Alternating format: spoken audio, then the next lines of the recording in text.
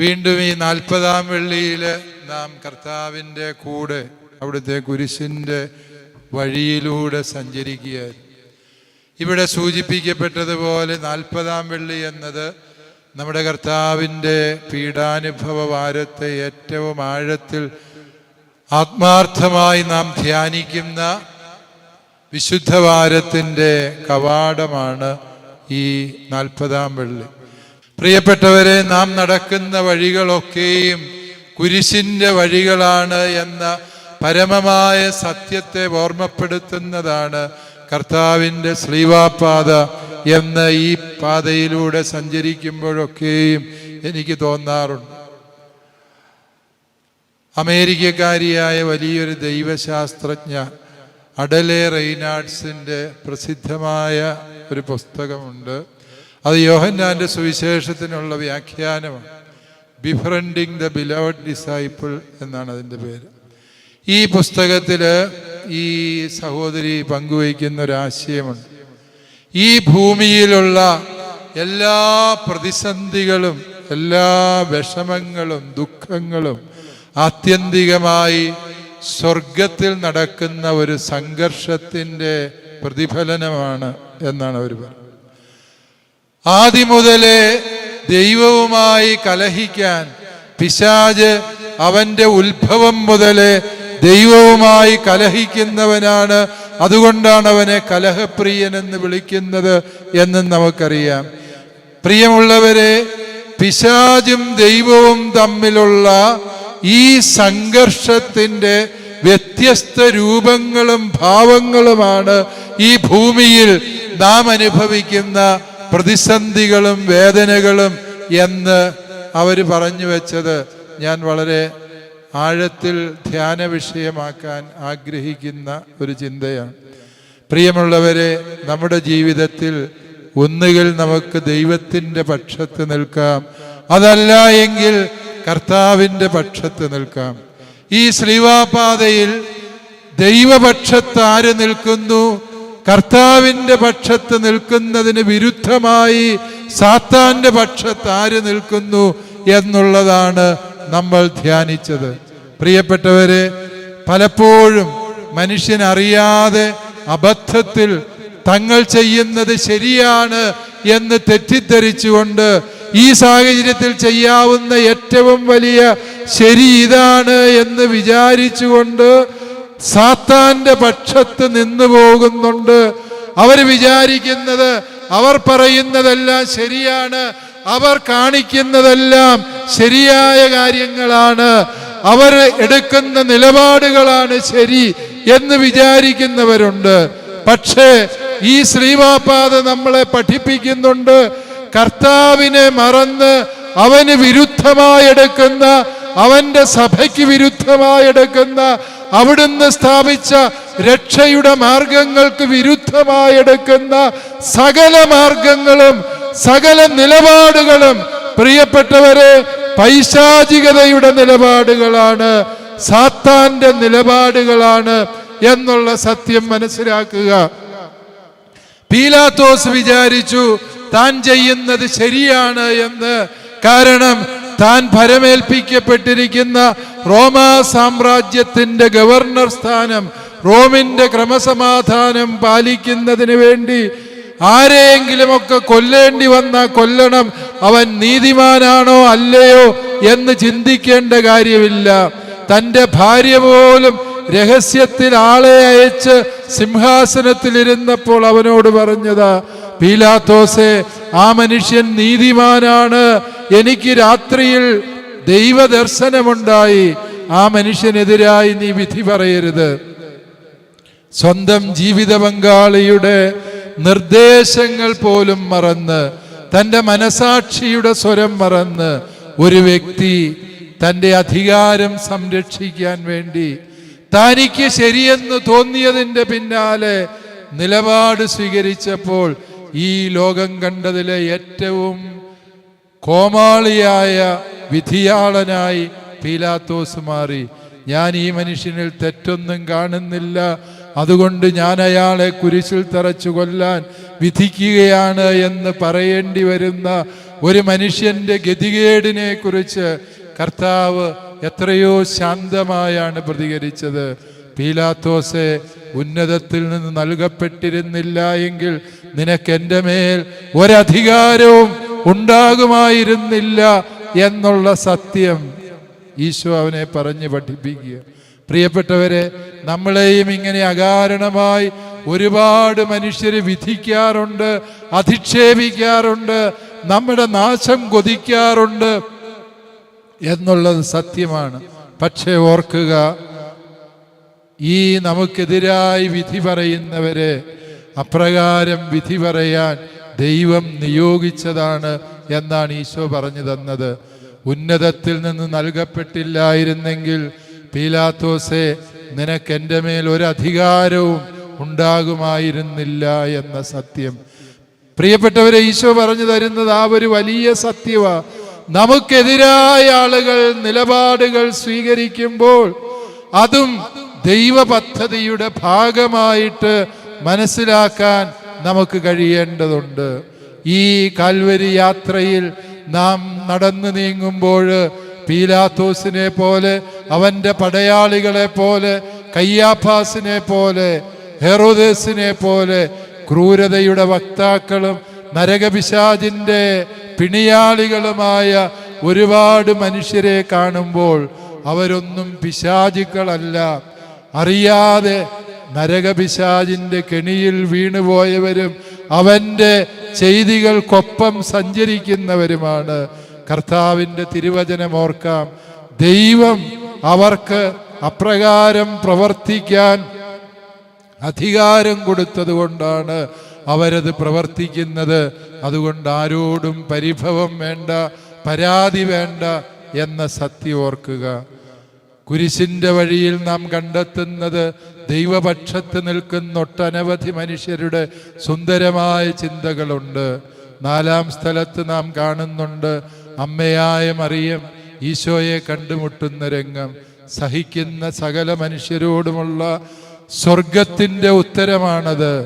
സഹിക്കുന്ന മനുഷ്യരെ, കരയാൻ ഒരുപാട് കാരണങ്ങളുള്ളവരെ, വേദനിക്കാൻ 1000 സങ്കടങ്ങളും രോഗങ്ങളും മുറിവുകളും ശരീരത്തിലും മനസ്സിലും പേറുന്നവരെ നിങ്ങളെ മനസ്സിലാക്കാൻ, നിങ്ങളുടെ ഒപ്പം നടക്കാൻ സ്വർഗത്തിൻ്റെ അമ്മയെ ദൈവം നിയോഗിച്ചിട്ടുണ്ട്.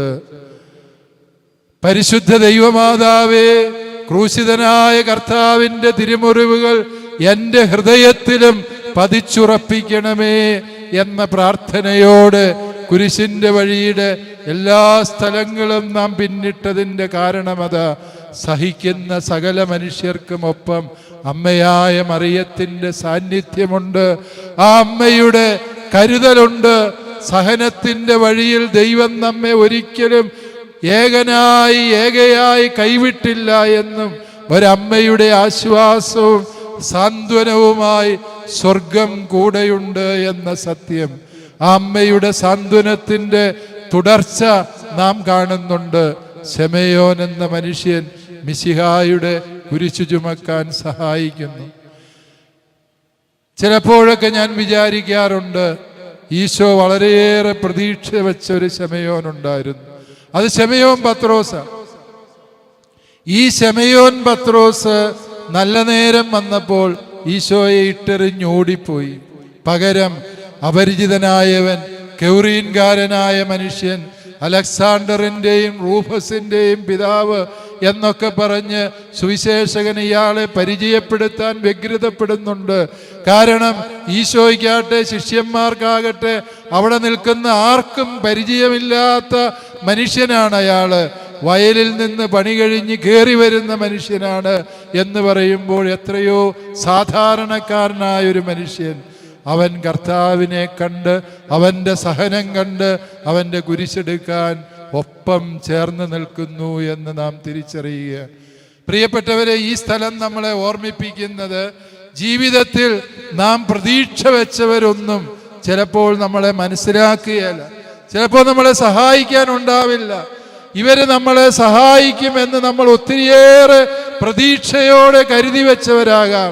അത് ചിലപ്പം ജീവിത പങ്കാളിയാകാം, മക്കളാകാം, മരുമക്കളാകാം, അയൽക്കാരാകാം, ബന്ധുക്കളാകാം. പക്ഷേ നിർണായക സമയത്ത് നമ്മളെ തള്ളിപ്പറഞ്ഞ് ഒറ്റിക്കൊടുത്ത് നമ്മുടെ നാശത്തിന് വേണ്ടി അവർ കരുനീക്കുന്നത് കാണുമ്പോൾ, കോടതിയിൽ നമുക്ക് വേണ്ടി വ്യവഹാരം നടത്തുന്നത് കാണുമ്പോൾ, പ്രിയപ്പെട്ടവരെ, ഓടിപ്പോയൊരു ശമയോന്റെ കഥ സുവിശേഷത്തിൽ ഭംഗിവാക്കായി പറഞ്ഞതല്ല, മറിച്ച് നിന്റെ കർത്താവ് നീ പ്രതീക്ഷിക്കാത്ത കോണുകളിൽ നിന്ന് നിനക്ക് സഹായത്തിന്റെ ഹസ്തവുമായി ആളുകളെ നിയോഗിക്കുന്നുണ്ട് എന്ന യാഥാർത്ഥ്യത്തെ പ്രിയപ്പെട്ടവരെ ഉൾക്കൊള്ളാൻ വേണ്ടി പരിശ്രമിക്കുക. വീണ്ടും ഭക്തയായ വേറോനിക്ക, എന്തോ ഒരു ഹൃദ്യമാണ് അവളുടെ വരവും. ഈശോ മിശിഹായുടെ തിരുമുഖം അവൾ സ്നേഹാർദ്രമായി തുടയ്ക്കുമ്പോൾ തൻ്റെ തിരുമുഖത്തിൻ്റെ ഛായ അവളിൽ കർത്താവ് പതിക്കുകയാണ്. വേറോനിക്ക എന്ന് പറഞ്ഞാൽ സത്യമായ രൂപം എന്നാണ്. വേര ഇക്കോൺ എന്നാണ് അതിൻ്റെ അർത്ഥം. സത്യമായ രൂപം. സത്യമായ രൂപം സഹിക്കുന്ന എല്ലാ മനുഷ്യനും കർത്താവ് തൻ്റെ തിരുമുഖത്തിൻ്റെ സത്യമായ രൂപം പകർന്നു നൽകുന്നു. ഓർക്കുക പ്രിയപ്പെട്ടവരെ, ഈ കുരിശെന്ന് പറയുന്നത് ഒരു മരത്തടിയാണ്. അതെടുത്തുകൊണ്ട് നടക്കാൻ വലിയ ഭാരമാണ്. നമ്മുടെ ഇവിടെ വന്നിരിക്കുന്ന സഹോദരങ്ങളെ ഞാൻ ശ്രദ്ധിക്കുകയായിരുന്നു. 1 ടണ്ണോളം ഭാരമുള്ള കുരിശുമായിട്ട് ആ മക്കൾ എത്രയോ മണിക്കൂറുകളാണ് ചുമന്നു നിൽക്കുക. ഈ കുരിശ് എന്ന് പറഞ്ഞത് ഭാരപ്പെട്ടതാണ്, ആർക്കും ഇഷ്ടമില്ലാത്തതാണ്, അത് ചുമക്കുക ദുഷ്കരമാണ് എന്നത് സത്യമാണ്. പക്ഷേ യഹൂദർക്ക് ഇടർച്ചയും വിജാതീയർക്ക് ഭോഷത്വവുമായ ഈ കുരിശിന് അർത്ഥം കൈവന്നത് നമ്മുടെ കർത്താവ് ഈശോ മിശിഹ ഈ കുരിശിനെ തൊട്ടപ്പോഴാണ്, ആ കുരിശിൽ ഏറിയപ്പോഴാണ് എന്ന സത്യം ഓർക്കുക. നിന്റെ കുരിശുകളും രോഗങ്ങളും സാമ്പത്തിക ഞെരുക്കങ്ങളും നിന്റെ ജീവിതത്തിന്റെ തകർച്ചകളും കുടുംബത്തിലെ വിട്ടുമാറാത്ത പ്രതിസന്ധികളും നിനക്ക് അസഹ്യവും ദുഷ്കരവുമായി തോന്നുന്നുണ്ട് എങ്കിൽ, ജീവിക്കുന്നതിന് അർത്ഥമില്ല എന്ന് തോന്നി ആത്മഹത്യയെക്കുറിച്ച് ചിന്തിക്കാൻ പ്രേരിപ്പിക്കപ്പെടുന്നുണ്ട് എങ്കിൽ, പ്രിയപ്പെട്ട സഹോദര സഹോദരി, ഓർക്കുക, നീ ചുമക്കുന്ന കുരിശ് വെറും മരത്തടി മാത്രമാണ്. നീ ചുമക്കുന്ന കുരിശിൽ കർത്താവിൻ്റെ സ്പർശനമില്ല, അവിടുത്തെ സാന്നിധ്യമില്ല എന്നാണ് അതിൻ്റെ അർത്ഥം. നിന്റെ ജീവിതത്തിൻ്റെ സഹനങ്ങള് ഒറ്റയ്ക്ക് നിന്ന് ചുമക്കാതെ നിന്റെ കുരിശിന്റെ ചാരെ നിൽക്കുന്ന പരിശുദ്ധ അമ്മയുടെ കരം പിടിച്ച് ക്രൂശിതനായ കർത്താവിനോട് ചേർന്ന് നിന്ന് ഈ ഭാരങ്ങൾ എടുത്തു നോക്കിക്കേ. വിശുദ്ധാത്മാക്കളെല്ലാം വലിയ ഭാരം ചുമന്നു, പക്ഷേ അവർ പതറിയില്ല. സ്വർഗത്തിലെത്തുവോളം അവർ പരിശുദ്ധ അമ്മയോട് ചേർന്ന് ക്രൂശിതന്റെ പാതയിൽ പിഞ്ചെന്നപ്പോൾ സത്യമായും സ്വർഗത്തിലെത്തി. കുരിശിന്റെ വഴിയുടെ 14-ാം സ്ഥലത്ത് മിശിഹ സംസ്കരിക്കപ്പെടുന്നതാണ് എങ്കിൽ, സത്യമായും അതിനൊരു 15-ാം സ്ഥലമുണ്ട്. അത് ഈസ്റ്റർ ഞായറാണ്. ഒരു സഹനവും സഹനത്തിൽ അവസാനിക്കാനുള്ളതല്ല, ഒരു തകർച്ചയും തകർന്നു തീരാനുള്ളതല്ല, ഒരു കണ്ണുനീരും കരഞ്ഞു തീരാനുള്ളതല്ല, ഒരു വേദനയും സഹിച്ച് നശിക്കാനുള്ളതല്ല. എല്ലാറ്റിനും ഒടുവിൽ ദൈവമായ കർത്താവ് തൻ്റെ വിജയം പ്രഘോഷിക്കുന്ന, തൻ്റെ രക്ഷയുടെ സദ്വാർത്ത പകരുന്ന നാളുകൾ വിദൂരമല്ല എന്ന സത്യം.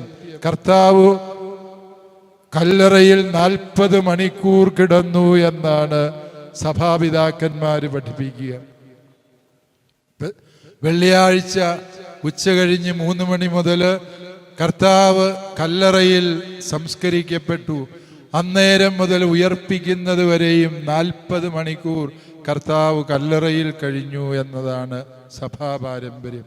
ആ 40 മണിക്കൂറിനെ ധ്യാനിച്ചുകൊണ്ടാണ് 40-ാം വെള്ളി നമ്മൾ അനുസ്മരിക്കുന്നതും ആചരിക്കുന്നതും. ആ 40 മണിക്കൂറിനെ ധ്യാനിച്ചുകൊണ്ടാണ് ഞായറാഴ്ചകൾ ഒഴികെ നമ്മൾ ഈ നോമ്പുകാലം ആചരിക്കുന്നത് എന്ന സത്യം ഓർക്കുക. അതുകൊണ്ട് പ്രിയപ്പെട്ടവരെ, നാം ഈ നോമ്പിൽ ചെയ്യുന്നതും പറയുന്നതുമെല്ലാം അവൻ്റെ തിരുമുറിവുകളെ നോക്കി അതിൻ്റെ ആഴമറിയാൻ, ആ തിരുമുറിവുകളിൽ നിന്നൊഴുകുന്നത് വെറും ചോരയല്ല എന്നും സ്നേഹമാണ് എന്നും തിരിച്ചറിയാൻ ഈ കുരിശിൻ്റെ വഴി നമുക്ക് ശക്തി തരട്ടെ എന്ന് ഞാൻ പ്രാർത്ഥിക്കുന്നു. ഒരിക്കൽ കൂടി ഇതിനു വേണ്ടി അത്യധ്വാനം ചെയ്ത എല്ലാ പ്രിയപ്പെട്ട ഫൊറോന പള്ളി വികാരിയച്ചന്മാർ, ഇടവക പള്ളിയിലെ പ്രിയപ്പെട്ട വികാരിയച്ചന്മാർ, അവരുടെയൊക്കെയും നിർലോഭമായ സഹകരണവും സ്നേഹവും നേതൃത്വവുമാണ് ഈ കുരിശിൻ്റെ വഴിയെ 40-ാം വെള്ളിയുടെ തീർത്ഥാടനത്തെ ഐതിഹാസികമെന്ന് പറയാൻ തക്ക വിധത്തിൽ വിജയകരമാക്കി തീർക്കുന്നത് എന്നെനിക്കറിയാം. പ്രിയപ്പെട്ട വൈദികരെ, നിങ്ങളുടെ ആ വലിയ കൂട്ടായ്മയെ, അതിരൂപതയുടെ നിർദ്ദേശങ്ങളൊക്കെയും കൃത്യമായി ചെയ്യാൻ നിങ്ങളെടുക്കുന്ന വലിയ താല്പര്യത്തെ ഞാൻ നന്ദിയോടെ സ്നേഹത്തോടെ ഓർത്തുകൊണ്ട് നിങ്ങൾക്കെല്ലാവർക്കും ഹൃദയപൂർവ്വം നന്ദി പറയുന്നു. പ്രിയപ്പെട്ട വികാരിച്ചൻ പറഞ്ഞ നിർദ്ദേശങ്ങളൊക്കെയും ദൈവസ്വരം പോലെ കേട്ട് അവയൊക്കെയും നടപ്പിലാക്കുന്ന പ്രിയപ്പെട്ട ദൈവജനമേ, നിങ്ങളാണ് ഈ അതിരൂപതയുടെ അഭിമാനവും ശക്തിയും. നിങ്ങളെ ഓർത്ത് ഞാൻ ദൈവത്തിന് നന്ദി പറയുന്നു.